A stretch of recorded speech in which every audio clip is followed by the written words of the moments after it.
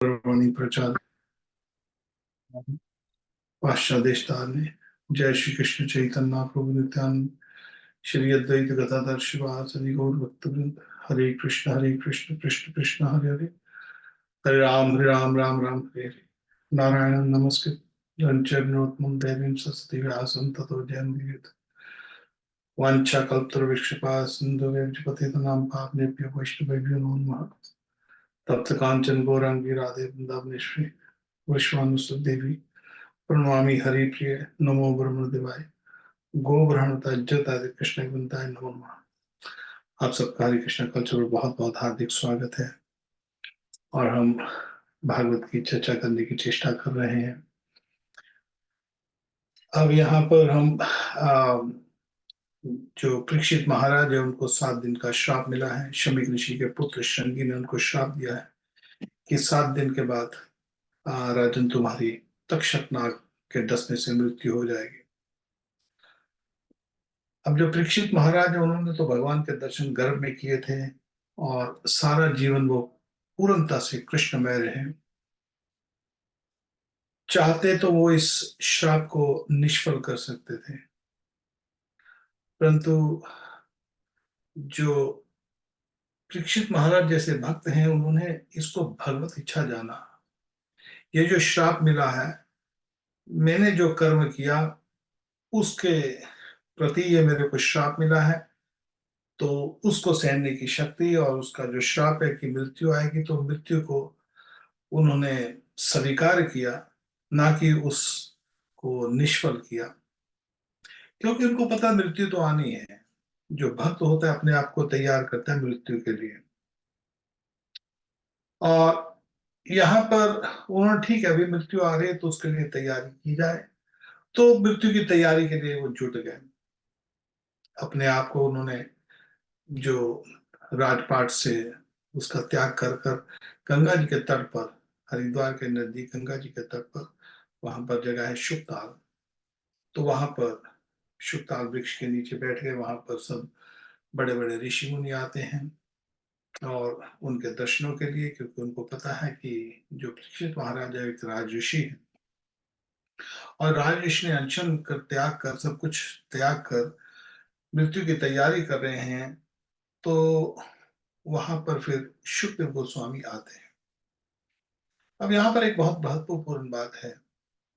सबसे महत्वपूर्ण बात यह है कि जो परीक्षित महाराज है वो मृत्यु की तैयारी कर रहे हैं, और हम जैसे जो व्यक्ति होते हैं मृत्यु से भय खाते हैं। सारा संसार मृत्यु से भय खाता है। कोई भी व्यक्ति ये नहीं चाहता कि वो मर जाए। यहाँ तक हमको जो शरीर है, बूढ़े से बूढ़ा शरीर भी हो जाए, जैसे जैसे शरीर बूढ़ा होता है तो उसका जो कुरूपता आने लग जाती है, रूप खत्म होने लग जाता है, मगर फिर भी हमारी इतनी आसक्ति है इस शरीर के साथ कि हम इस शरीर को छोड़ना नहीं चाहते। जो संसार में जितने भी सुखों के प्रति हम इतना प्रयत्न करते हैं, इच्छाओं वासनाओं की तरह, मरते दम तक कि किसी ना किसी तरह मेरी इच्छाएं पूरी होती जाए, मेरी वासनाएं पूरी होती जाए और मेरे को सुख मिले। और सुख के प्रयत्न में हम अलग अलग योजनाएं बनाते हैं। इसलिए हम देखते हैं कि लोग रिटायरमेंट का प्लानिंग करते हैं, हम काम छोड़ेंगे, रिटायर होंगे, उसके लिए कुछ फाइनेंशियल सिक्योरिटी की जाती है, कोई हेल्थ सिक्योरिटी के लिए इंश्योरेंसेस ली जाती है ताकि बुढ़ापे में हमको कष्ट ना हो। तो तरह तरह की योजनाएं बनाते हैं, परंतु कभी ये योजना नहीं बनाते कि मृत्यु के बाद कैसे जाएंगे, कहाँ जाएंगे, उसकी योजना क्या है। मृत्यु तो आएगी ही। हमारे संसार में हमारे पास कुछ हो भी सकता है या कुछ नहीं भी हो सकता है। जैसे धन संपत्ति है, धन हो भी सकता है, धन नहीं भी हो सकता। हमारे पास रूप हो भी सकता है, न नहीं भी हो सकता है। घर, जो भी सुख वैभव, सब कुछ हो भी सकता है, नहीं भी हो सकता। परंतु एक वस्तु जो है सबको अपनानी पड़ेगी, वो है मृत्यु। जास्तस ही ध्रुव मृत्यु। भगवान कृष्ण कहते अवश्य मृत्यु अवश्य आएगी। ध्रुव जन्म मृतस्य जन्म, और जिसकी भी मृत्यु है उसका जन्म भी अवश्य है। और कई बार किसी से मृत्यु के विषय में बात की जाए तो एकदम घबरा जाता है, अरे मृत्यु की बात मत करो, अरे कहाँ जाओगे, कैसे जाओगे, उसके लिए कुछ तैयारी की जान, अरे जहां ले जाएंगे भगवान, मृत्यु के बाद जहां ले जाएंगे चले जाएंगे। कई बार लोग ऐसा बोलते हैं, परंतु हम जाने के लिए तैयार नहीं है, हमको पता नहीं है, अनजान है। हम सोच कई बार हमको ये बोल दे, जाओ भी तुम, वहां पर मल है, वहां पर सुअर है, गंदगी में बैठा, तुम भी जाके बैठ जाओ, कोई भी बैठने को तैयार नहीं होगा। वहां पर मगरमच्छ हैं, सर्प हैं, वहां पर बैठ जाओ, कोई भी तैयार नहीं होगा। तो हम वास्तव में तैयार नहीं है इस वस्तु के लिए। मगर जब मृत्यु होती है तो कर्मों के अनुसार फिर यमराज जी हमको उन्हीं जगह पर बिठाते हैं, अपने कर्मों के अनुसार हमको बिठाया जाता है। और बाकी वस्तुओं कहीं भी जाते हैं तो वो उसकी कुछ तैयारी करते हैं। यहाँ पर जो परीक्षित महाराज है वो तैयारी कर रहे हैं, उनको पता है कि मैं अगली यात्रा करनी शुरू कर रहा हूँ। ये यात्रा जो थी, मैं यहाँ पर जन्म लिया, इस शरीर में जन्म लिया, मैंने राजा का काम किया और अपने आप को बहुत बड़े भाग्यवान मान रहे हैं। यहाँ पर कहते परीक्षित कहते हैं कि अदो अद वयम सत सेवाया क्षत्रिय बंधु कृपा तिथि रूपेण भगवत तीर्थ काकृता। दीक्षित महाराज कहते हैं सुखदेव गोस्वामी के, हे सुखदेव गोस्वामी, हे ब्रह्म सुब्रमण्यम, आप हम बड़भागी हुए क्योंकि अपराधी क्षत्रिय होने पर भी हमें आपने संत समागम का अधिकारी समझा। वहां पर सब संत लोग इकट्ठे हो गए हैं। यहाँ पर जो परीक्षित है वो अपने आप को बहुत भाग्यवान समझ रहे हैं। मृत्यु सामने खड़ी है, 7 दिन में मृत्यु होने वाली है, मगर यहाँ पर वो अपने आप को बहुत भाग्य समझ रहे, बोलते हम तो बड़े बड़े भाग्य हैं, देखो हमको अवसर मिला संत समागम, यहाँ पर सब जगह सारे ब्रह्मांड से संत आए हुए हैं। तो और वो बोलते हैं कि आप जैसे महात्माओं के स्मरण मात्र से ही ग्रस्त घर तत्काल पवित्र हो जाते हैं।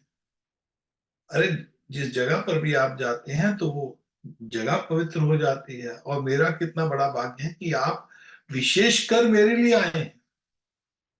तो यहाँ पर आपने आपको, जो शुक्र गोस्वामी बहुत भाग्यवान मानते हैं और इसका श्रेय भगवान को देते हैं। 7 दिन को मृत्यु आ रही है मगर श्रेय भगवान को देते, भगवान की कृपा ना होती तो आप सरीखे एकांत वनवासी, ये आप जैसे जो परम सिद्ध भक्त हैं, वो मृत्यु के समय मेरे को दर्शन कैसे करने आते। देखो मेरा कितना बड़ा भाग्य है। ये भगवान की ही कृपा है कि आप मेरे को, आप जैसे संत जो हैं सुखदेव गोस्वामी को कह रहे हैं, संबोधित कर रहे हैं कि आप जैसे आकर मेरे को दर्शन दिया आपने। तो परीक्षित कहते हैं कि सिंसिधिम योगिनम परमम गुरम, हे प्रभु आप योगियों के, सब योगियों के परम गुरु हैं, इसलिए मैं आपसे परम सिद्धि के स्वरूप और साधन के संबंध में प्रश्न कर रहा हूं। मेरे कुछ प्रश्न हैं, मैं प्रश्न करना चाहता हूं। जो पुरुष सर्वदा मरण समय उसको क्या करना चाहिए। यहाँ पर ये नहीं कह रहे, अहम को नहीं कह रहे कि मैं, मेरे लिए कि देखो मैं कितना बड़ा आदमी हूँ। हम में क्या होता है कि कुछ भी, थोड़ा सा भी कुछ हम कोई कुछ कुछ कोई भी उपलब्धि कर लें जीवन में, कैसी भी आ, साधारण उपलब्धि भौतिक वस्तु की नहीं कह रहा हूं मैं, अध्यात्म के जीवन के लिए कह रहा हूं। कोई दान पुण्य कर लिया, कोई कोई कुछ कुछ भी सेवा कर लिया, तो हमें घमंड आ जाता है। हम ये सोचते हैं कि देखो मैंने किया, देखो मैंने इतना किया, देखो मैंने ये किया, तो वो घमंड आ जाता है।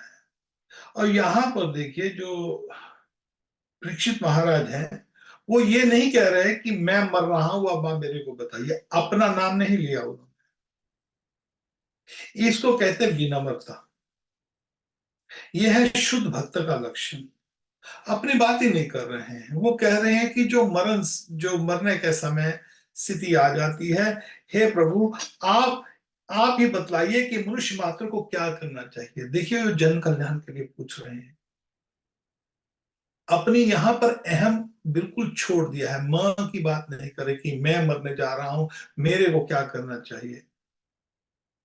तो विनम्रता से वो प्रश्न पूछ रहे हैं अपने गुरु जी को, शुभ तो स्वामी जी को। उनको कहते हैं कि बताइए कि मरण समय, मृत्यु का समय जब आ जाए तो मनुष्य को क्या करना चाहिए। और एक बहुत ही महत्वपूर्ण यहाँ पर प्रश्न कर रहे हैं ये, कि वे किसका श्रवण, क्योंकि सब बड़े बड़े ऋषि मुनि आए थे, योगी संत महात्मा देवी देवता सब आए थे। तो सब लोग क्या कहते हैं, महाराज आपको 7 दिन में तक सुना है, तक्षक नाग आ जाएगा, आप ये करिए, आप वो करिए। भागवत में इसका प्रसंग नहीं है इस बात को, मगर जो जो कथाकार हैं, जो भक्त लोग हैं, वो इसमें बताते हैं कि उन्होंने उनको कुछ ना कुछ सुझाव दिए। और यहाँ पर परीक्षित महाराज शुद्ध गोस्वामी को पूछ रहे हैं कि प्रभु जो मरने के समय स्थिति होती उस समय व्यक्ति को क्या करना चाहिए, और साथ में किसका श्रवण करे। अलग अलग हमारे सनातन धर्म में 33 कोटि देवी देवता है, कर्म कांड है, ज्ञान कांड है, उपासना कांड है, कौन सा क्या करे, कौन सी विधि अपनाए। तो यहां पर वो कहते हैं ये किसका श्रवण करना चाहिए, किसका जप करना चाहिए, और किसका भजन करे और किसका त्याग करे। ये प्रश्न जो है परीक्षित शुद्ध गोस्वामी को पूछते हैं। भगवत स्वरूप मुनिवर आपका दर्शन अत्यंत दुर्लभ है। आपका यहाँ पर उनकी एक तरह से प्रशंसा नहीं, उनको संबोधित कर रहे हैं कि आपका दर्शन इतना दुर्लभ है, क्योंकि आप एक जगह पर टिकते ही नहीं है। क्योंकि शुद्ध गोस्वामी बिल्कुल विरक्त थे, वो एक जगह पर उतना ही टिकते थे जितनी देर गाय दूध दोहती है। शास्त्रों में लिखा गया है कि जो सन्यासी है, जब सन्यास धर्म अपना ले, 4 वर्णों में जो चार चार वर्ण और 4 आश्रम, और सन्यास आश्रम में जो सन्यासी है उसको एक जगह पर 3 दिन से ज्यादा रुकना नहीं चाहिए। और जो सन्यासी है वो केवल जन कल्याण के लिए गृहस्थ के पास जाता है, ना कि भोग के लिए। साधारणतः देखते हैं कलयुग में तो प्रभाव ये लग गए। और जब गृहस्थ के पास जाता है, किसी लालच के लिए नहीं जाता है, गृहस्थ के पास इसलिए जाता है, सन्यासी का काम है ताकि गृहस्थ को किसी ना किसी तरह उस जंजाल से निकाल कर भगवान की तरफ लगाए। केवल और केवल उसका एक ही उद्देश्य होना चाहिए, ये नहीं उद्देश्य होना चाहिए मैं इस गृहस्थ के पास जाऊंगा ये मेरे को कितना दान पुण्य देगा। जो सन्यासी दान पुण्य के लिए किसी गृहस्थ के पास जाता है वो लालची है, उसको लालच है। वो इसलिए नहीं जा रहा है कि उस ग्रस्त का उद्धार करने के लिए जाए, वो इसलिए जा रहा है कि इस ग्रस्त की जेब में से कितना पैसा मैं निकालूं। ये लालची सन्यासी होते हैं। जो वास्तविक सन्यासी होते हैं वो इस लालच पे जाते ही नहीं है। उनका कारण है कि ग्रस्त का कैसे उद्धार किया जाए। और साधारणतः जो सन्यास आश्रम में 3 दिन के लिए रुकने का प्रावधान है कि 3 दिन एक जगह पे रुक सकता है, मतलब शुद्ध गोस्वामी इतने विरक्त थे कि वो एक जगह पर 3 दिन की बात तो छोड़िए, वो सिर्फ इतनी देर रुकते थे जितनी देर एक गाय को दूध दोहा जाता है, ज्यादा से ज्यादा 15 मिनट 20 मिनट। तो अब ऐसे साधु की, ऐसे संत की दर्शन करना कितना दुर्लभ है, क्योंकि वो एक जगह पे टिकेंगे तो ही तो उनके दर्शन होने का अवसर मिलेगा ना। कहीं हमको पता लग जाए कि फला फला बहुत सिद्ध पुरुष है, वो सिद्ध पुरुष इस जगह पर है, तो व्यक्ति वहां से भाग के जाएगा, गाड़ी चला के जाएगा, चल के जाएगा, किसी तरह कोई भी साधन से जाएगा, तो उसको दर्शन हो जाएंगे, भाई ये साधु महात्मा यहाँ पर 1 दिन के लिए टिका है या 2 दिन के लिए टिका है। अब जो साधु ही केवल 20 मिनट के लिए टिकेगा किसी जगह पर, ज्यादा से ज्यादा आधा घंटा, गाय को स्नानी करने में आधा घंटा लग जाता है, गाय को खिलाएंगे, बछड़े को खोलेंगे, बछड़े को दूध पिलाएंगे, धान धोएंगे, थोड़ा सा दूध चुआ जाएगा, उतनी देर बस। अब इतनी देर में ऐसे साधु के दर्शन कैसे होंगे। तो यहाँ पर परीक्षित महाराज कह रहे थे, हे प्रभु, कितना भाग्यवान हूं मैं कि आप तो एक जगह पर ही बहुत कम टिकते हैं और आपके दर्शन मेरे को हो रहे हैं, वो भी मृत्यु के समय। अब यहां पर वो जो प्रश्न कर रहे हैं, वो अपना समाधान हमारे लिए वास्तव कर रहे हैं। उनको तो कोई, वो तो आनंदमय थे, कृष्ण की भक्ति में गर्भ से ही आनंदमय थे, सारा जीवन वो कृष्ण की भक्ति में आनंदमय रहे। और यहाँ पर वो प्रश्न पूछ रहे हैं कि मृत्यु के समय मेरे को क्या करना चाहिए, क्या, कौन सा शरण करे, किसका शरण करे, किसका जप करे, किसका स्मरण करे, किसका भजन करे, और किस वस्तु का त्याग करें। अब ये हमारे लिए, क्योंकि हम कहीं पर भी जाते हैं तो कुछ ना कुछ प्लानिंग करनी पड़ती है, ये उनकी तैयारी है जाने की मृत्यु के। जैसे हम एक जगह से दूसरी जगह जाते हैं तो हमको देखना पड़ता है कि वहां की वेदर क्या है, कंडीशन क्या है। एक शहर से दूसरी शहर पे जाते हैं तो कोई ना कोई सूटकेस उठा के जाते हैं, कपड़े लेके जाते हैं, भाई वहां पर गर्मी है तो गर्मियों के कपड़े, सर्दी है तो सर्दियों के कपड़े, बरसात है तो उसकी कोई व्यवस्था की जाती है, या मच्छर वच्छर है, या अपना कुछ ना कुछ ब्रश वगैरह, साबुन वगैरह सब कुछ। और वहां पर रहने की व्यवस्था पहले प्लानिंग करते हैं भी कैसे करना है। हम इस जीवन में भी तो प्लानिंग करते हैं ना अपने जीवन में, मगर दुर्भाग्य से हम मृत्यु के बाद क्या होगा उसकी प्लानिंग नहीं कर रहे हैं। और जो कि अति आवश्यक है, हम नहीं प्लानिंग करेंगे तो हम कहां पर जाएंगे। तो फिर तो ऐसा हो गया जैसे हम गाड़ी में बैठे हैं, अरे कहाँ जा रहे हो, बस गाड़ी में बैठे हैं, कहाँ जाएंगे, जहां गाड़ी ले जाएगी चले जाएंगे। अरे ऐसे कैसे होगा, जहां गाड़ी ले जाएगी चले जाएंगे। किसी भी गाड़ी में बैठ जाओ, जहां पर गाड़ी जाएगी हम चले जाएंगे। तो ये मूर्खता है। तो इसलिए युधिष्ठिर महाराज एक बात कहते हैं, युधिष्ठिर महाराज कहते हैं कि हानि हानि भूतानि गच्छन्त यम आम्लम आल्यम शेषस्थावरा इच्छन्ति किम आश्चर्य अतः परम। यमराज को युधिष्ठिर महाराज कहते हैं कि देखो, उन्होंने पूछा भाई, जो यक्ष था उसने पूछा भाई युधिष्ठिर ये बता सबसे आश्चर्यजनक संसार में वस्तु क्या है। तो युधिष्ठिर महाराज ने जवाब दिया कि महाराज सबसे आश्चर्यजनक ये है कि हानि हानि भूतानि, पल पल में हमारे व्यक्ति मर रहे हैं, हर एक व्यक्ति मर रहा है, हमारे सगे संबंधी हमारे सामने मृत्यु हो रही है। शेष तावरक इंछन्ति, और जो बाकी बचे हुए ये सोचते हैं कि मेरी मृत्यु अभी नहीं आएगी, आएगी तो सही मगर अभी तो बहुत दूर है, अभी मेरे पास बहुत समय है। तो युधिष्ठिर महाराज कहते हैं कि आश्चर्य तत्परम, कितना आश्चर्य है कि व्यक्ति उस मृत्यु की, उस यात्रा की, कई बार आपने सुना होगा कि जब किसी की मृत्यु होती बोलते अंतिम यात्रा, तो अंतिम परिणाम, अंतिम यात्रा, वो यात्रा है। तो उस यात्रा पे जाना है मगर हम उसका ध्यान नहीं रख रहे। वो ध्रुव जाससी ध्रुव मृत्यु, अवश्य मृत्यु होगी, मगर उसकी कोई प्लानिंग नहीं कर रहे। यहाँ पर परीक्षित महाराज इसकी प्लानिंग कर रहे हैं कि मैं, अब मैंने जो किया वो किया, अब आप मेरे को बताइए कि मैं क्या करूं, किसका जप करूं, किसका तप करूं, किसका त्याग करूं, किसका स्मरण करूं। तो इसी तरह हमको इस बात में कि अब मृत्यु आएगी हमारी, तो हम मृत्यु के लिए क्या तैयार हैं क्या,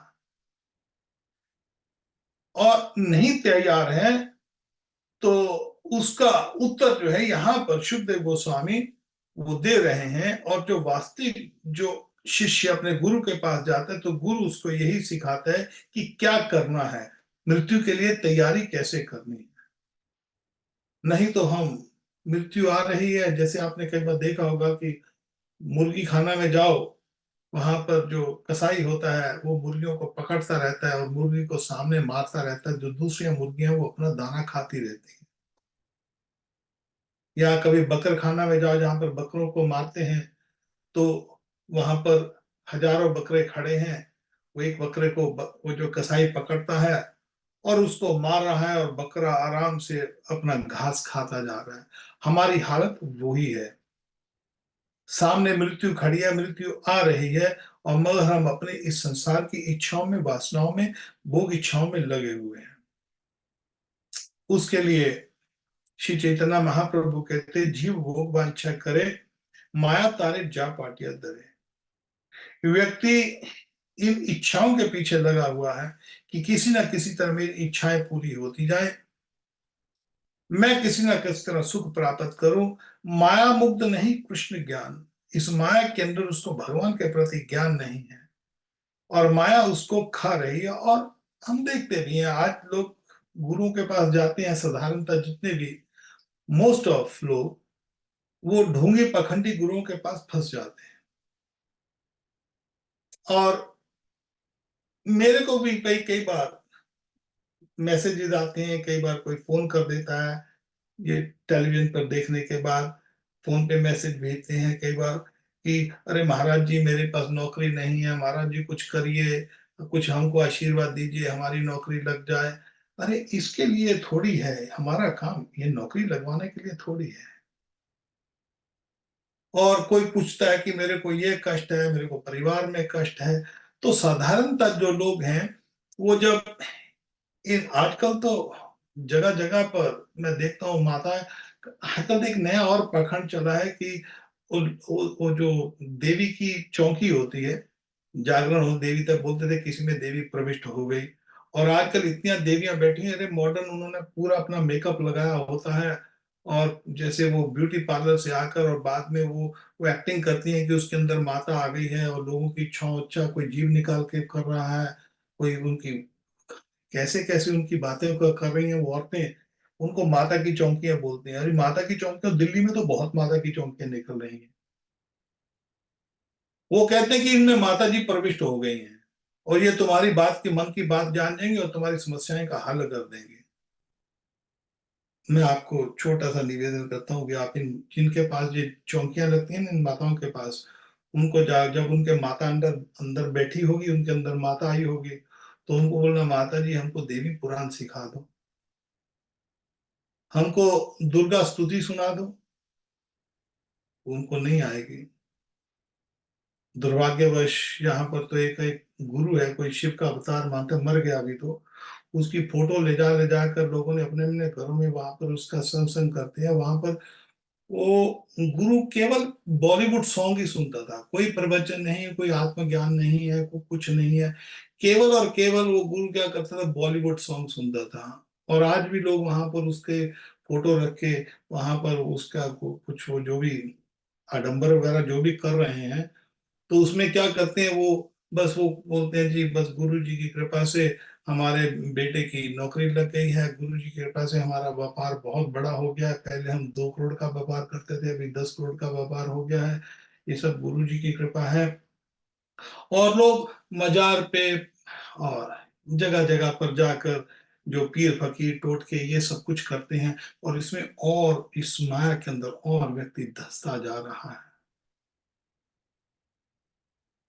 कृष्ण भूले जीव भोग वांछा करे, देवी ईश्वर गुण में मम माया द्वितीय, इन बातों में व्यक्ति फंसकर बहुत कष्ट पाता है, क्योंकि ये संसार दुखालय में शाश्वतम, ये संसार दुखमय है। भगवान कृष्ण ने स्पष्ट बोला है, इस संसार में आपको सुख मिलेगा नहीं, जो सुख है वो केवल इतना सुख है जैसे आप कोई व्यक्ति समुद्र में डूब रहा है, और थोड़ी देर उसको उसका उसका जो सर है बाहर आए तो उसको थोड़ा सा ऑक्सीजन मिले, तो उसको जितना आनंद होता है बस उतना ही सुख का आनंद इस संसार में है, उससे ज्यादा नहीं है।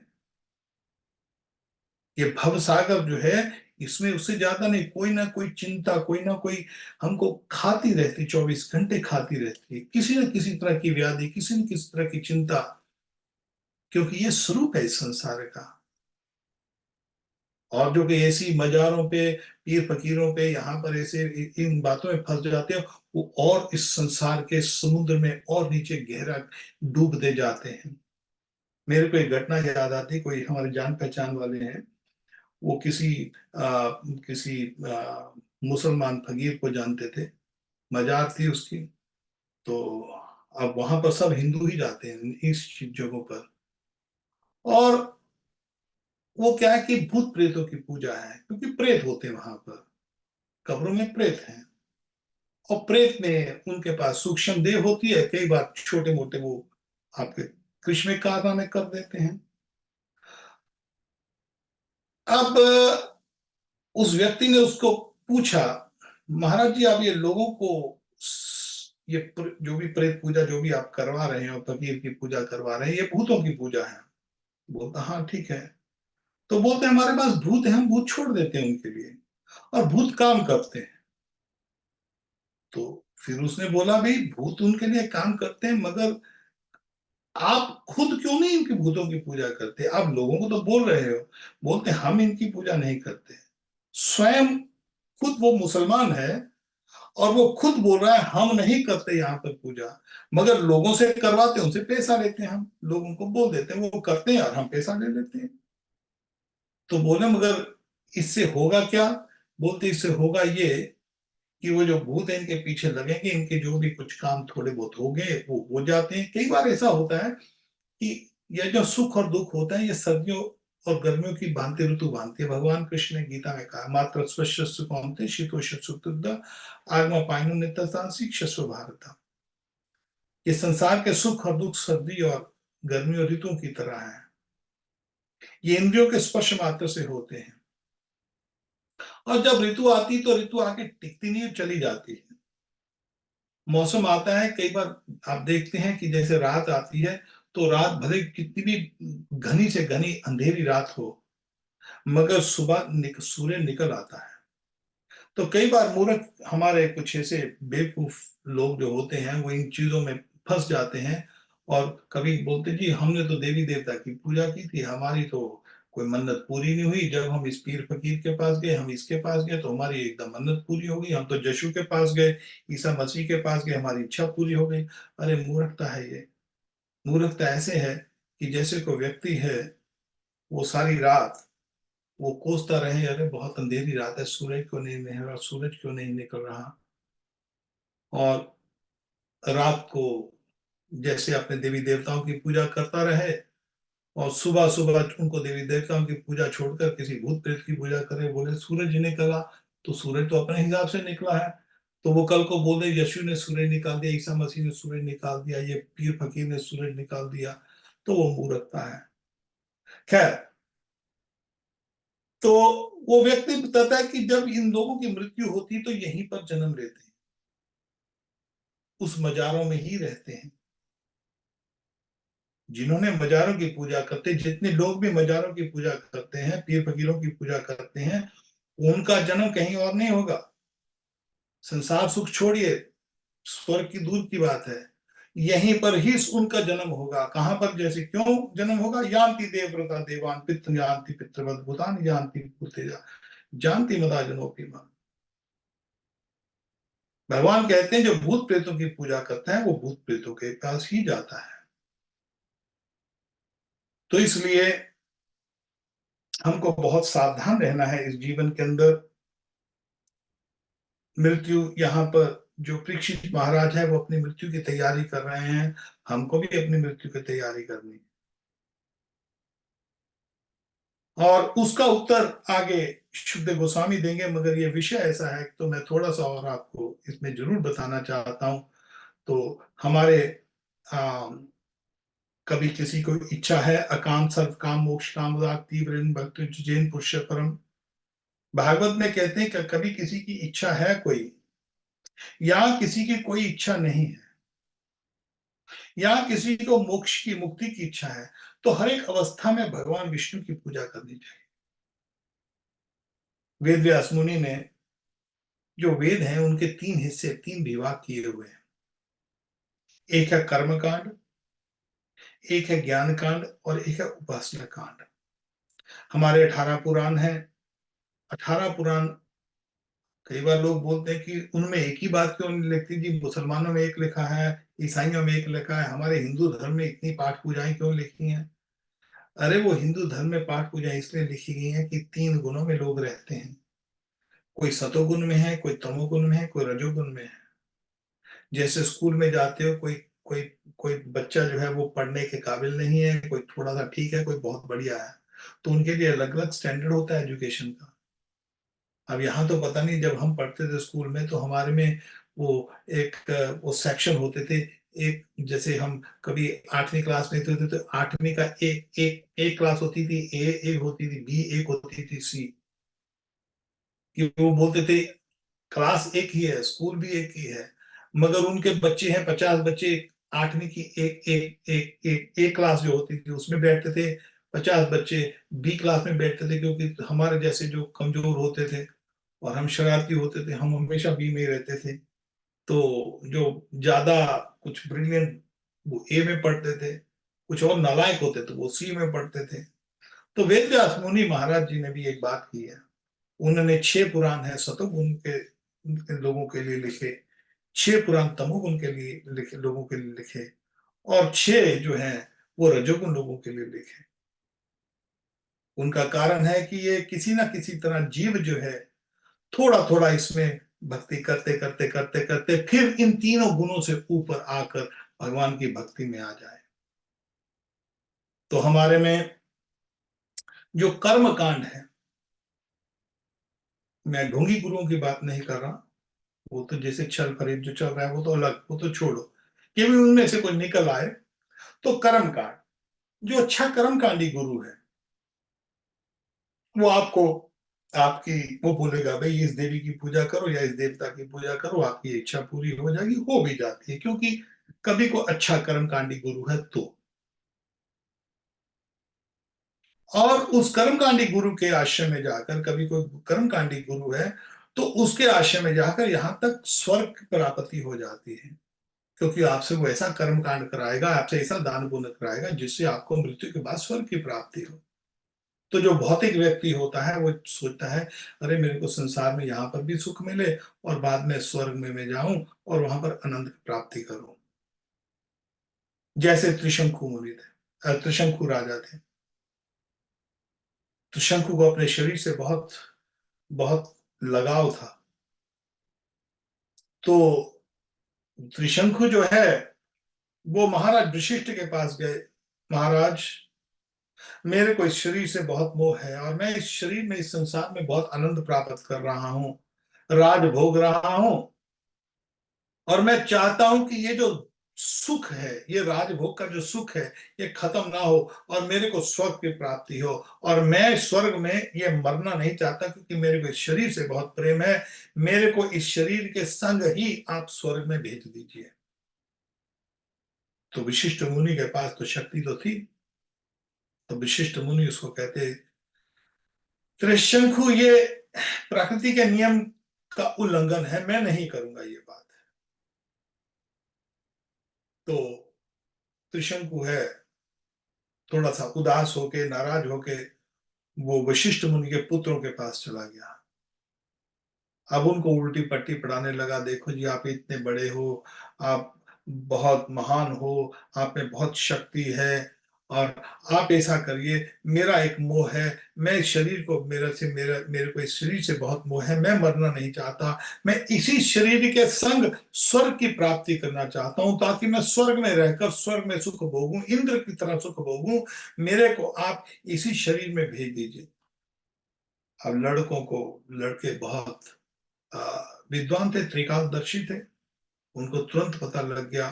उन्होंने ध्यान में देखा कि हमारे पिताजी ने इसकी जो प्रस्ताव को ठुकरा दिया है, अब हमारे पिताजी के विरुद्ध ही हमको ही बरगला रहा है कि हमको ऐसा करो, और बात भी ठीक है। तो उन पुत्रों को इतना गुस्सा चढ़ा, उन्होंने उसको श्राप दिया, अरे धूर्त, हमारे पिताजी ने तेरे को बोला कि प्रकृति का उल्लंघन नहीं कर सकते, नियम का उल्लंघन नहीं कर सकते, और तुम हमको इस कर्म में धकेलना चाहते हो। हम तुमको श्राप देते हैं कि तुम चंडाल हो जाओ। तो आप, जैसे श्रृंगी ने श्राप दिया परीक्षित को, इसी तरह विशिष्ट मुनि के पुत्रों ने श्राप दिया उसको, त्रिशंकु को। तो तुरंत त्रिशंकु का जो शरीर है वो काला हो गया, चंडाल की तरह हो गया, मैले वस्त्र हो गए, और वो तो भयंकर संकट में आ गया। अब उसको पता था कि जो वशिष्ठ है, वशिष्ठ मुनि और जो विश्वामित्र मुनि है, इनका आपस में मतभेद है, और विश्वामित्र मुनि बहुत पहुंचे हुए ऋषि हैं, तो विश्वामित्र मुनि के पास चले गए। महाराज, मेरा देखो ये कितना हाल बुरा कर दिया। अरे मैंने किस बात के लिए उनको कहा था? मैंने तो सिर्फ एक ही निवेदन किया था कि मेरे को इस शरीर से लगाव है, मेरे को स्वर्ग की प्राप्ति कर दो। वशिष्ठ मुनि ने निकाल दिया, और देखो उसके बच्चों ने मेरी क्या हालत कर दी, मेरे को चंडाल बना दिया।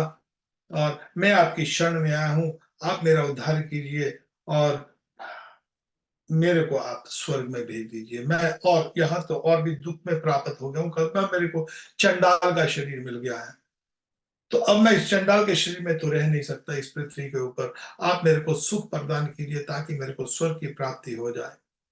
अब विश्वामित्र मुनि के पास तेज था, तो उसने क्या किया? अपने तेज के संग उसने बोला, कभी मैंने इतना तेज, मेरे पास तेज है। तो उसने उस त्रिशंकु को तेज के संग स्वर्ग में भेज दिया। जब त्रिशंकु स्वर्ग में जाता है तो तुरंत वहां पर देवता जो थे, देवताओं ने स्वर्ग में जाना भी अलाउड हो, जैसे जैसे हम इस एक देश से दूसरे देश जाते हैं तो वहां का वीजा तो चाहिए ना हमको। तो इसी तरह किसी को स्वर्ग में जाना है तो वहां का भी वीजा लेना पड़ता है। उसकी विधि हमारे शास्त्रों में है कि किस तरह आपको स्वर्ग का वीजा मिलेगा, किस तरह आपको बैकुंठ का वीजा मिलेगा। उसकी डिस्कशन हम आगे करेंगे। आगे सुखदेव गोस्वामी और जो हमारे सुध गोस्वामी जी, सारी आगे इसकी चर्चा आएगी कि वो वीजा कैसे प्राप्त होता है, बैकुंठ का वीजा कैसे लगता है, और जो हमारा स्वर्ग का वीजा कैसे लगता है, ये सब आगे बातें चर्चाएं होंगी। क्या बगैर वीजा के त्रिशंकु को स्वर्ग में चला गया। अब उसके पास शरीर तो यही था, पृथ्वी वाला। जब वहां पर पहुंचता है तो उनको वहां के जो शरीर हैं, जो स्वर्ग के शरीर हैं, वो अलग है। स्वर्ग में जो शरीर होता है वहां पर एक गले में हार पाया जाता है। वो हार ड्वेंडर होता है, उनके शरीर में कुछ कुछ बुढ़ापा नहीं आता।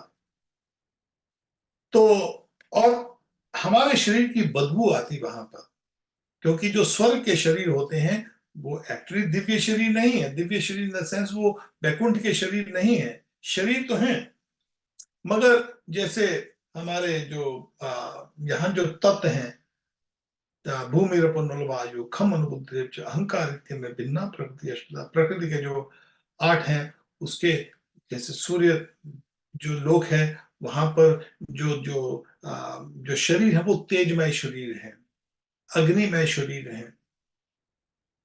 चंद्रलोक के अलग शरीर है। चंद्रमा, ये चंद्रमा नहीं, ये चंद्रमा तो एक प्लेनेट है, ग्रह है। चंद्रलोक अलग है, सूर्य लोक अलग है। इस तरह अलग अलग लोक हैं।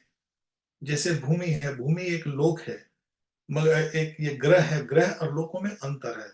पांचवें अध्याय पे जब हम भागवत में स्टडी करेंगे तो इसकी ज्यादा विश्लेषण किया वहां पर। तो इंद्र ने देखा यहाँ पर कोई मनुष्य की बदबू आ रही है। जो वहां के, एक मैं और बात बताना चाहता हूँ, वहां की जो अप्सराएं हैं वो किसी नदी में, या जो देवता है नदी में नहाए तो उस नदी का जो जल है वो सुगंधमय हो जाता है, क्योंकि उनके शरीर से सुगंध निकलती है और हमारे शरीर से दुर्गंध निकलती है। इसलिए हमको 2-3 बार दिन में नहाना पड़ता है। ब्राह्मण को तो 3 टाइम बाद सुबह गायत्री करना है, नहा धोकर गायत्री करना पड़ता है। नहीं तो सुबह तो अवश्य ही नहाना पड़ना है, ये तो जरूरी है। क्योंकि शरीर से बदबू निकलती है, दुर्गंध निकलती है। तो इंद्र ने देखा कोई मनुष्य आ गया यहाँ पर, अरे कौन आया है, कौन आया देखो। तुरंत उन्होंने पकड़ के लेके आए, अरे यहाँ पर मनुष्य आ गया, अरे इसको फेंक दो नीचे। उन्होंने उसको नीचे फेंक दिया। जब त्रिशंकु को नीचे फेंका, त्रिशंकु पूरा, अरे विश्वामित्र मेरे को देखो, स्वर्ग से नीचे फेंक दिया। तो त्रिशंकु को स्वर्ग और पृथ्वी के बीच में विश्वामित्र ने अपनी योग विद्या से उसको रोक दिया। त्रिशंकु यहीं रुक जाओ, तुम नीचे नहीं आओगे। मैं विश्वामित्र हूं, मैंने तेरे को भेजा ऊपर। कभी तेरे को वो यहाँ पर स्वर्ग में प्रवेश नहीं करने देते तो तेरे लिए मैं अलग स्वर्ग और अलग 33 देवी देवताओं की रचना करूंगा। विश्वामित्र मुनि इतने महान मुनि थे, इतने तेजमय मुनि थे, उन्होंने त्रिशंकु के लिए अलग स्वर्ग की प्राप्ति कर दी। इसको कहते हैं कर्म कांड। मगर फिर भी ये माया है, क्योंकि एक ना एक दिन ईश्वर का नाश हो जाएगा। तो कभी हमारे जैसा मूर्ख व्यक्ति किसी ढोंगी गुरुओं के चंगुल से फंस निकल जाए और कभी कर्मकांड गुरु के पास फंस जाए, तो भी समस्या है। कर्मकांड ठीक है, पाठ पूजा है, स्वर्ग की प्राप्ति है, मगर फिर भी ये यहां पर गति ठीक नहीं होगी। तो फिर क्या करें? शास्त्र में एक और लिखा है विभाग, उसको कहते हैं ज्ञान कांड। और कभी कोई पूर्ण ज्ञान कांडी आपको गुरु मिल जाए। ज्ञान कांड का अर्थ है कि हम ब्रह्मास्मि। ज्ञान कांड में वैकुंठ की बात नहीं है, भगवान की बात नहीं है। वो भगवान को मानते अवक्त की बात। जो भगवान है वो एक लाइट स्वरूप है, एक ज्योति स्वरूप है। हम ब्रह्मास्मि, मैं ही उस ज्योति का हिस्सा हूं, मैं ब्रह्म हूं, वो भी ब्रह्म है। हम एक दिन उस ब्रह्म में मिल जाएंगे। और या उसमें उस ब्रह्म को पहचानने के लिए कि ये जो ब्रह्म है वास्तव में है तो ठीक, क्योंकि ये ब्रह्म ज्योति, उसको ब्रह्म ज्योति कहते हैं, अध्यात्म आकाश। जिस तरह यहां पर हम बाहर देखते हैं तो आकाश दिखाई दे, इसको भौतिक, ये जो मटेरियल स्काई है, जो स्काई दिखाई देता है हमारा, जिसमें हम रह रहे हैं। और यहां पर असंख्य बैकुंठ है, उसको जो ब्रह्म ज्योति है वो अध्यात्म आकाश है, अध्यात्म का जो आकाश है सत्य, झूठा नहीं है, ब्रह्म सत्य है। परंतु उस ब्रह्म को ही सब कुछ मान लेना वो मूर्खता है। ये निंदाक्षर विमुक्त मानना अभिशुद्ध बुद्धा। तो जो ज्ञानी लोग हैं वो ब्रह्म तो मानते अपने आप को, मगर वो यहां पर एक भूल करते हैं कि वो ये सोचते हैं कि वो जो ब्रह्म है वही सब कुछ है, और भगवान विष्णु जो है वो विष्णु उस ब्रह्म के नीचे है, या वही ब्रह्म विष्णु बन के आता है, वही ब्रह्म कृष्ण बन के आता है, वही ब्रह्म हम हैं, और हम सब बात एक ही है, हम एक उस ब्रह्म में मिल जाएंगे। ये मूर्खता है। इसके विषय में भगवान कृष्ण गीता में कहते हैं, उपद्रष्टा अनुमंता भक्ता भोक्ता महेश्वरा। वो कहते हैं कि ये जो शरीर है, इसके अंदर जो आत्मा अलग है और मैं अलग हूं। इसीलिए भगवान ने गीता में न तर्वहम जातुनाशम न तम नेमि जनाधिपा न चैव न भविष्य सर्वे भ्रमते परम। भगवान गीता में इस बात का स्पष्टता कर देते हैं कि मैं और जीव अलग हैं। ये थोड़ा सा टेक्निकल आपको समझना पड़ेगा। वास्तव में क्या है कि सब कुछ भगवान ने बनाया, हम भी भगवान के अंश हैं। तो इसका अर्थ क्या हुआ? अंश है तो हम भगवान हैं? नहीं। भगवान दो तरह से अपने आप को विस्तार करते हैं, एक स्वयं अंश, एक विभिन्न अंश। स्वयं अंश में भगवान विष्णु, राम, नरसिंहा, वराम, तस्या, कुर्मा, राधा रानी, लक्ष्मी, जितने भी भगवान की शक्तियां हैं, लक्ष्मी जी जो है, जो या राधा रानी है, सीता, ये जो है भगवान और भगवान की लक्ष्मी, इनको स्वयं अंश कहते हैं। यही केवल भगवान होते हैं। और उनके संग विभिन्न अंश, हम विभिन्न अंश हैं। और ये विभिन्न अंश हमेशा सेपरेट रहता है, कभी भी भगवान के संग मिलता नहीं है। इसीलिए जो ब्रह्मवादी हैं, जो निराकारवादी हैं, जो अद्वैतवादी हैं, जो निर्गुण निर्गुण ब्रह्म की पूजा करते हैं, इसलिए भगवान उनको कहते हैं कि अवक्तवक्ति मात्र मनते मम बुद्ध है, अभी उनकी बुद्धि शुद्ध नहीं हुई है। तो इसीलिए उनको, वो भी माया में है, ज्ञानी भी माया में है। जो ब्रह्म मानते अपने आप को वो भी माया में है। हाँ, ब्रह्म की प्राप्ति हो जाती है ध्यान आदमी करने से। जो सोहंग सोहम, यहाँ पर जो अलग अलग ये जो जो मंत्र हैं, उस करने से जो निर्गुण निराकार ब्रह्म की जो कि आकाश है उसमें जा सकते हो। मगर वहां पर वो भगवत प्राप्ति नहीं है। और फिर आपको इस जहां पर जन्म लेना पड़ेगा, भले उस ब्रह्म ज्योति में, जहां पर भगवान जब किसी को मारते हैं, जैसे अगासुर बकासुर, इनको मारा तो भगवान ने उनको वही ब्रह्म ज्योति में डाल दिया। तो हम उस ब्रह्म ज्योति में क्यों जाएंगे? तो जो योगी हैं, तपस्वी हैं, जो बड़े बड़े ज्ञानी लोग हैं, वो उस ब्रह्म ज्योति तक जाते हैं, तो इसलिए वो भी माया है। तो हमको यहां पर जो तैयारी करनी है उपासना कांड की, उपासना कांड कहते भक्ति कांड को। भगवान कहते भक्ता मां भी जानाति, मेरी प्राप्ति करनी है, तुमको स्वर्ग प्राप्ति करनी है, तुमको संसार की इच्छाएं प्राप्ति करनी है, तो आपको कर्म कांड में मिल सकती है। आपको मोक्ष लेना है, मुक्ति लेनी है, सजुज मुक्ति लेनी है, ब्रह्म ज्योति में जाना है, तो आपको ज्ञानी के रास्ते से मिल सकती है। परंतु मेरी प्राप्ति करनी है तो आपको कर्म कांड और ज्ञान कांड छोड़ना पड़ेगा। कर्म कांड ज्ञान कांड केवल विषय भांड। हमारे गौड़िया सिद्धांत में चैतन्य महाप्रभु कहते हैं कि जो कर्म कांड है और जो ज्ञान कांड है, ये दोनों विषय भांड, ये विषय का पात्र है, ये विष है, ये जहर है, इससे कुछ लेना देना, इससे भगवत की प्राप्ति नहीं होगी, भगवान की प्राप्ति नहीं होगी।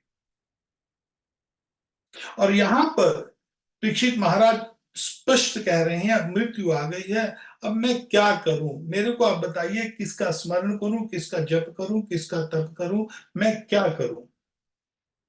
तो इसलिए यहां पर अब शुकदेव गोस्वामी जी जो हैं, जब ये बात सुनते हैं तो वो कहते हैं, शुकदेव गोस्वामी यहां पर कह रहे हैं, अब अपने आपको रफ थोड़ा सा बता दिया कि जो जो मार्ग है मृत्यु के बाद हमको जो उपासना कांड में जाना है, मृत्यु के बाद हमको भक्ति कांड में भगवत प्राप्ति वैकुंठ में जाना है, उसकी तैयारी, उसका वीजा लगाना है। अब यहां पर एक बहुत ही महत्वपूर्ण बात आती है कि जब शुकदेव गोस्वामी उस बात को सुनते हैं, इसके प्रश्न को सुनते हैं, तो कहते हैं, वर्यान्नैष्टे प्रश्न कृतो लोकहितम नृपः आत्मित संबंध पुंसा श्रोत्रयाजुषयत्र। अरे परीक्षित, तूने जो प्रश्न किया है ये तो बहुत ही सराहनीय है। अरे तूने तो बहुत ही उत्तम प्रश्न किया है। ऐसा प्रश्न जो है ये लोकहित के लिए है कि लोग का जन का, लोगों का कल्याण कैसे हो।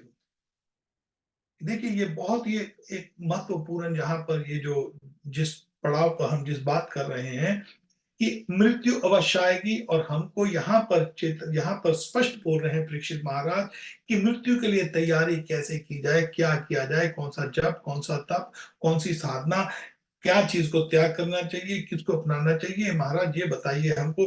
तो यहाँ पर शुकदेव गोस्वामी उसको पहले कहते हैं, वरिया प्रश्न कृतो लोग है, अरे राजा, नृप, नृप कहते हैं राजा को, हे राजन, तूने बहुत ही उत्तम प्रश्न पूछा है। ये जो तूने प्रश्न पूछा है, ये प्रश्न मैं नहीं कह रहा कि मेरे कारण ये प्रश्न तुम्हारा बहुत बढ़िया प्रश्न है,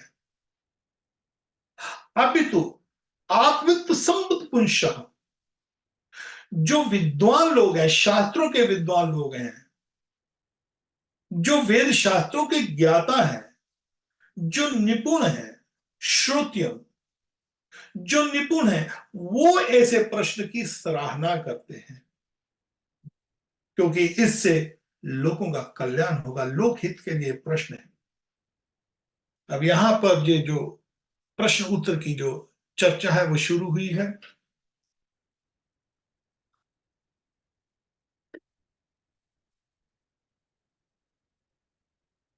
ये सारी भागवत केवल इन प्रश्नों के ऊपर ही डिपेंड है, क्योंकि यहां पर परीक्षित जी प्रश्न पूछ रहे हैं सुखदेव गोस्वामी को, और सुखदेव गोस्वामी उसकी सराहना कर रहे हैं। तो ये टोटल जो चर्चा है प्रश्न आंसर की है, और हम अपने संसार में देखें तो 24 घंटे हम प्रश्न उत्तर ही ढूंढ रहे हैं। जब से हम जन्म लेते हैं, बच्चा थोड़ा सा बड़ा होता है तो बच्चा पूछता है ये क्या है, ये क्या है, ये क्या है, वो प्रश्न पूछता है बच्चा। और बड़े हो जाते हैं, स्कूल में जाते हैं, पढ़ाई के लिए प्रश्न पूछते हैं। उन प्रश्नों का उत्तर ढूंढ रहे हैं इस जीवन में हम भले किसी को व्यापार करना है, व्यापार सीखना है, उसके लिए प्रश्न करते हैं, तो हमारे भले पिताजी या किसी टीचर ने हमको स्कूल में सिखाया, कोई भी कुछ भी सीखते हैं हम, प्रश्न करते हैं तो उसका उत्तर मिलता है। तो ये प्रश्नों का उत्तर जो है, ये प्रश्न है, प्रश्न और उत्तर सारे संसार में वही चल रहा है। कहीं पर भी कोई व्यक्ति जाता है तो प्रश्न के बारे में ही बात करता है। क्या भाव में सब्जी दी, क्या भाव में भाजी दी, उसको पूछता है, वो उसका उत्तर देता है। तुम्हारी भाजी अच्छी है, सब्जी अच्छी है कि कैसी है भाई तुम्हारी? अरे महाराज बहुत बढ़िया सब्जी है, 4 दिन खराब नहीं हुई, आप लेके जाके तो देखो। ये मिठाई देखो कितनी बढ़िया है। वो इसी प्रश्न उत्तर, मगर ये प्रश्न उत्तर जो है, भौतिक जगत के जो प्रश्न उत्तर हैं वो केवल शरीर से संबंध रखते हैं। यहाँ पर जो प्रश्न उत्तर हैं ये शारीरिक प्रश्न उत्तर नहीं है। ये जो प्रश्न उत्तर हैं भागवत के अंदर 88,000 ऋषि मुनि जो नैमी शरण में इकट्ठे हुए, शौनक आदि ऋषि, उन्होंने सूत गोस्वामी से प्रश्न पूछे हैं और सूत गोस्वामी जी उनके प्रश्न का उत्तर दे रहे हैं। वेद व्यास मुनि जी ने अपने गुरु नारद जी से प्रश्न पूछा और नारद जी ने उसका उत्तर दिया। नारद जी ने 4 कुमारों से प्रश्न पूछा, 4 कुमारों ने नारद जी को उत्तर दिया। विदुर और मैत्रा मुनि मिलते हैं, विदुर जी महाराज प्रश्न पूछते हैं, मैत्रा मुनि उसका उत्तर देते हैं। तो ये संसार जो है प्रश्न उत्तर है, मगर जितने भी प्रश्न उत्तर संसार में, जितने भी प्रश्न चलते हैं, बाकी के सारे प्रश्न इस संसार में बंधन का कारण है। वो इस संसार से छुड़ा नहीं सकते। मगर भागवत के अंदर जो प्रश्न उत्तर हैं, यहां पर जो प्रश्न उत्तर हैं, वो प्रश्न उत्तर से जन कल्याण। यहां पर जो शुभदेव गोस्वामी कहते हैं, वर्याण प्रश्न कृतो लोक हितम नृपा। हे राजन, ये तूने जो प्रश्न पूछा है कि मृत्यु के समय मनुष्य को क्या करना चाहिए, किसका श्रवण करना चाहिए, किसका जप करना चाहिए, किसका स्मरण करना चाहिए, और किसका भजन करना चाहिए और किस चीज को त्यागना चाहिए, ये जो तूने प्रश्न पूछा है हे परीक्षित, ये प्रश्न बहुत उत्तम प्रश्न है। शौर्यादि राजेंद्र नग्ना संति सहस्र अश्वत आत्मतर्षु ग्रह वेदिना। वो बोलते जो शुभदेव गोस्वामी कहते हैं कि हे राजन, लोगों के पास हजारों दूसरे प्रश्न होते हैं।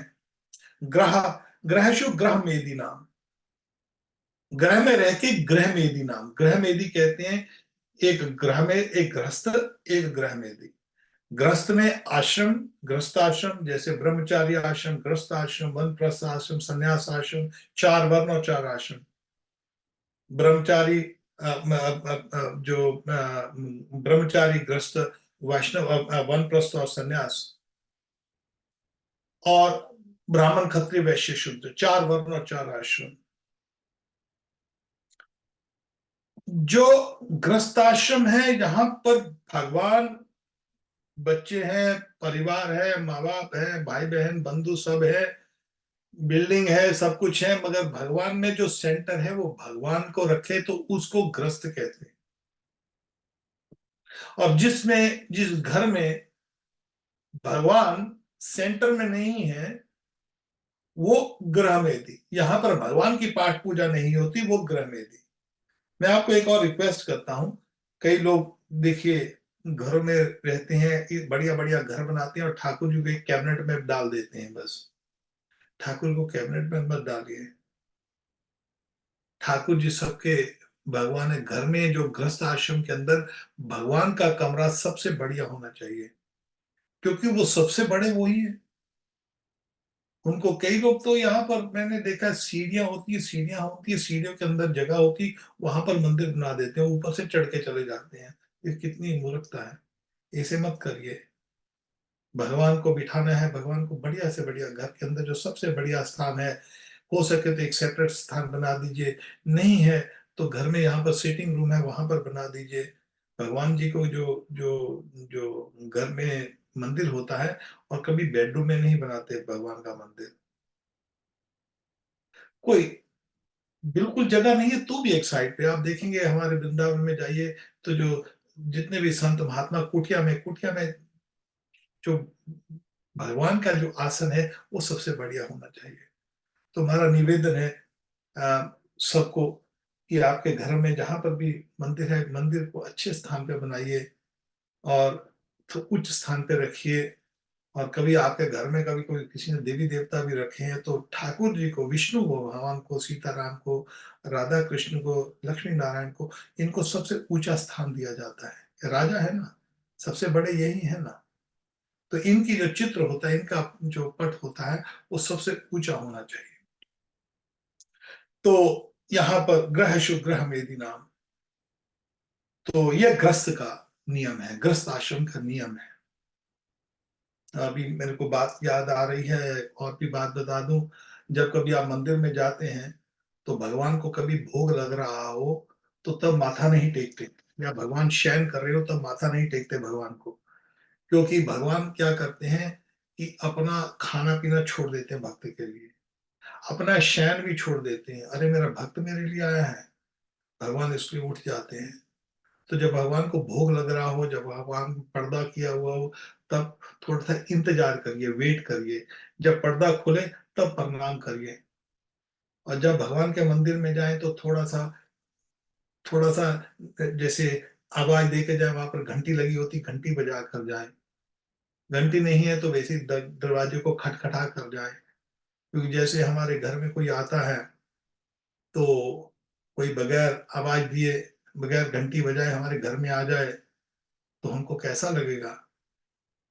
तो इसी तरह जब भगवान के पास जाते हैं, कुछ नियम हैं। और कि जब भी मंदिर में जाएं ठाकुर जी के, तो थोड़ा सा दरवाजा खटखटा कर जाएं, घंटी बजा कर जाएं। मंदिर के अंदर गए, वहां पर ठाकुर को भोग लग रहा है, पंडित जी कहते अभी पर्दे किए हुए ठाकुर को भोग लग रहा है।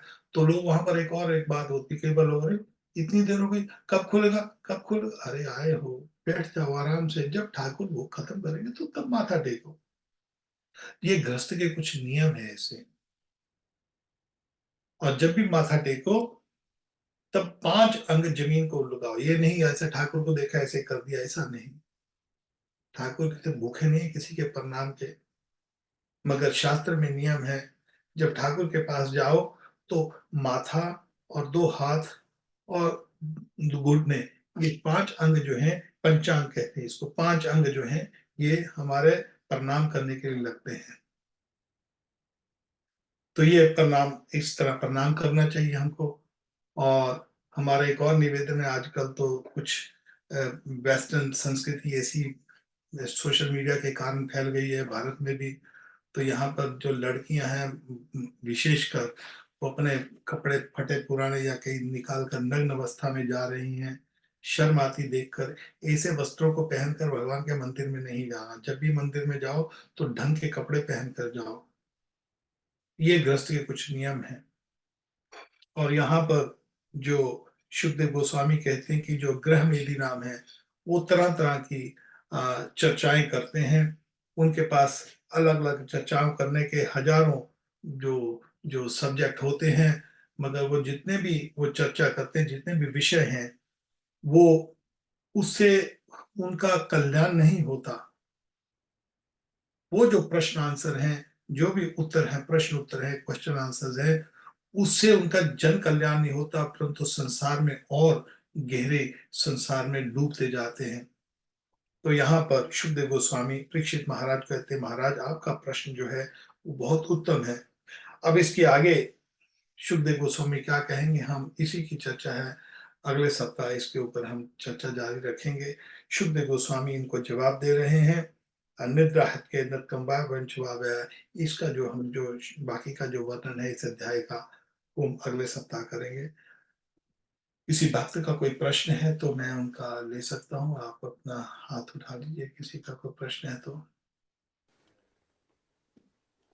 जी, समुद्र प्रभु, राधे श्याम। हरे कृष्ण प्रभु जी, दंडवत प्रणाम।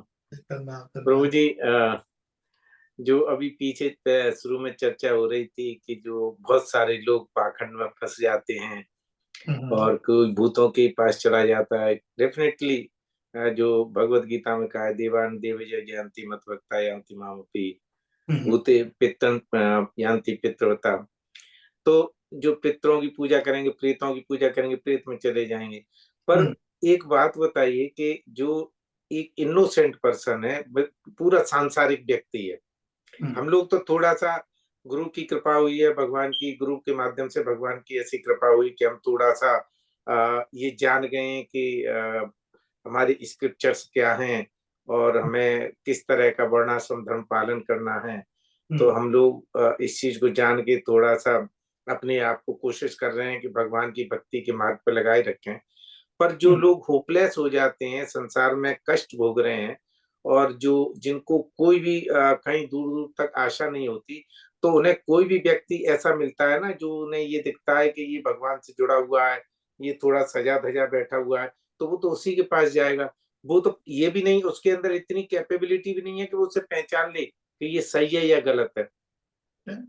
उस कंडीशन में वो व्यक्ति क्या कर सकता है? वो होपलेस है, वो कुछ नहीं, वो क्योंकि संघर्ष कर रहा है, वो परेशान हो रहा है, अपना स्ट्रगल कर रहा है, सपोज करिए गरीबी से स्ट्रगल कर रहा है, फूड नहीं है, खाना नहीं है, पानी नहीं है, पीने के लिए, खाने पीने के लिए नहीं है, तो वो जो दिखता है उसी के पास चला जाए कि मेरे पास थोड़ी सी कृपा कीजिए कि बस सब कुछ हो जाए मेरे लिए।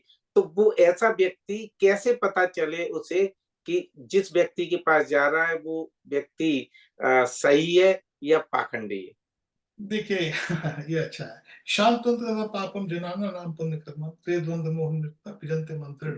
करेक्ट, बिल्कुल भगवान सही के पास बोला। पहुंचना भी ऐसा नहीं कि ये पाप कर्म होते हैं, इसी के कारण वो व्यक्ति वहां पर फंस जाता है। हम निर्दोष, इस संसार में जितने भी प्राणी हैं कोई भी निर्दोष नहीं है। हम्म। कि जितने भी प्राणी हैं हम 33, जैसे जेल में, जो जेल में कौन जाता है? जेल में तो वही जाता है ना जो सारे अपराधी जाते कोई हैं। अपराधी। जेल के अंदर आप बिल्कुल। कभी कह सकते हो कि जेल में ये बहुत इनोसेंट आदमी है, नहीं। किसने छोटा किया किसने मोटा किया। बिल्कुल। तो जब छोटा और मोटा करना है, इसीलिए जो यहाँ पर जो भगवान जी हैं, इसीलिए उन्होंने बोला है माया मुग्ध जीवेर नहीं कृष्ण ज्ञान, कृष्ण कृपा कैला वेद पुराण। तो इसीलिए चैतन्य महाप्रभु कहते हैं कि व्यक्ति को ये कोई पुण्य भाग से किसी ना किसी से रास्ते में जाते जाते कोई व्यक्ति कुछ कह देता है, किसी के बात में कान में बात पड़ जाए वेद पुराण के प्रति, तो वो उसकी श्रद्धा हो जाए, ये पुण्य कर्म से होगा। जब सही। हमारे पाप नष्ट हो, तो जो यहाँ पर फंसते हैं जो लोग, तो उनके पाप कर्म होते हैं, उनके पाप कर्म उनको फंसाते हैं।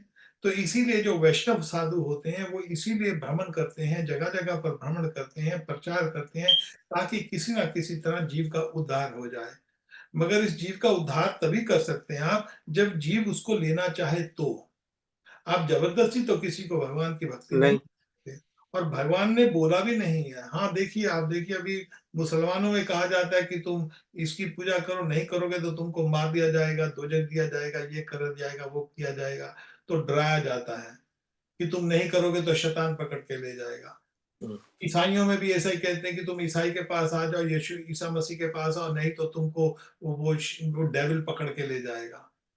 और सरदारों में भी यही दिखाते हैं, सिखिज्म में भी ऐसा ही दत्त कि तुम गुरु के पास हो, नहीं गुरु के पास जाएगा तो काल आपको पकड़ लेगा, काल आपको बिल्कुल। करेगा।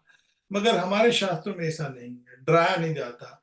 हमारे शास्त्रों में तो ये है कि जीव जो है वो भगवान का अंश है, और जीव जो है इस संसार में फंसा हुआ है, और उसका उद्धार है। भगवान किसी को भी, भगवान किसी का भी नहीं चाहते। एक हमारा ही जो सनातन धर्म है, सर्वभंतु सुखी नाम, कि जितने भी जीव हैं वो सब प्रसन्न रहें, किसी ना किसी तरह भगवान के साथ वो जुड़ जाएं और इस संसार के चक्कर से निकल जाएं। सही। तो अब ये जो दुर्भाग्य है, और ऊपर से ये कलयुग का प्रभाव है, ये कलयुग का प्रभाव है। रामायण में वाल्मीकि मुनि जी ने स्पष्ट इसीलिए कह गए थे, आज से कितने साल पहले, आज से 20 लाख साल पहले, क्योंकि वाल्मीकि मुनि त्रेता में हुए, यस। Yes bro. और उसके बाद त्रेता सारा गया, उसके बाद द्वापर आता है, तो बाद में 20 लाख साल हो जाते हैं, 2 मिलियन। तो ये इसीलिए सबसे पहला काव्य जो है वो हमारे चार वेद नहीं है, लिखत में जो ग्रंथ हैं, वो वेद व्यास जी मुनि पहले लेखक नहीं है। पहले लेखक आदि कवि वाल्मीकि मुनि जी हैं। रामायण सबसे पहला ग्रंथ लिखा गया है, 4 वेद बाद में लिखे गए हैं, 18 पुराण भी बाद में लिखे गए हैं, 108 उपनिषद भी बाद में आए हैं, महाभारत सब कुछ। सबसे पहला आदि कवि वो रामायण है, वाल्मीकि रामायण जी है। और वाल्मीकि रामायण में उन्होंने कहा है, कलयुग प्राप्त, घोर कलयुग प्राप्त वेद मार्ग बहिष्कृत है। जो कलयुग के अंदर का सबसे बड़ा लक्षण कलयुग का ये हुआ कि लोग अपने वेद मार्ग को भूल जाएंगे, सनातन धर्म को भूल जाएंगे। तो उनका दुर्भाग्य है। और मैंने तो बहुत क्लोज से देखा हुआ है ये चीजें। मैं आपको लोगों को नहीं बता सकता, मैंने अपने बहुत क्लोज भी देखा है। ये जो तांत्रिक विद्या है, ये जो भूत प्रेतों की पूजा है, और मैंने इसको आपको बता नहीं सकता हूँ मैंने कितनी क्लोज देखा हुआ है। तो ये जो सब कुछ चीजें हैं, ये बहुत भयानक चीजें हैं।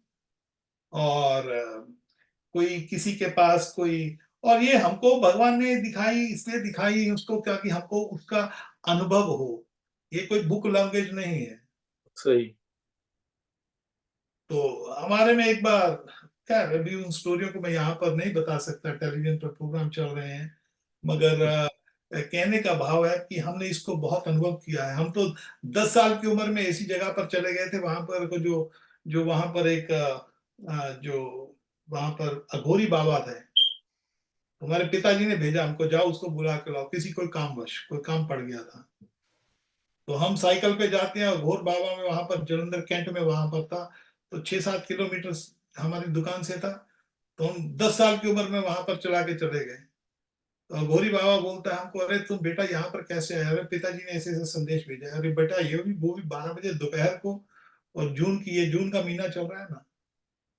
तो वहां पर तांत्रिक विद्या बहुत बड़ी थी। तो खैर, इन सब चीजों को हमने बहुत क्लोजली देखा हुआ है। ये भूत प्रेत पूजा जो होती है बहुत भयानक पूजा है। और जो इन चीजों में फंस जाता है, हमने तो देखे हुए हैं, तो मैं आपको सच। निकलना मुश्किल हो जाता है फिर हाँ। उनके लिए। तो जो कहते हैं कि भूत प्रेत नहीं होते, हमने तो देखे हैं, मैंने तो खुद उनका कुछ अनुभव किया हुआ, अच्छी तरह से अनुभव किया हुआ है। इसलिए उनके जो जो जो जो पाप कर्म होते हैं वो नहीं जाने देते। क्योंकि भी भक्ति की कृपा हो जाए, किसी साधु की कृपा हो जाए, तो इनसे निकल जाए, तो वो, नहीं तो फिर फंसे रह जाते। तो ठीक है। तो हम शुभदेव गोस्वामी जो हैं हमारे, जो आगे जो क्या कहते हैं, उसके विषय में हम अगले सप्ताह चर्चा अगले सप्ताह ठीक है। करेंगे। निताई हरे गौर। कृष्ण प्रभु जी। श्याम, जय प्रभुपाद, जय प्रभुपाद, थैंक यू प्रभु जी। जय। हरे कृष्ण।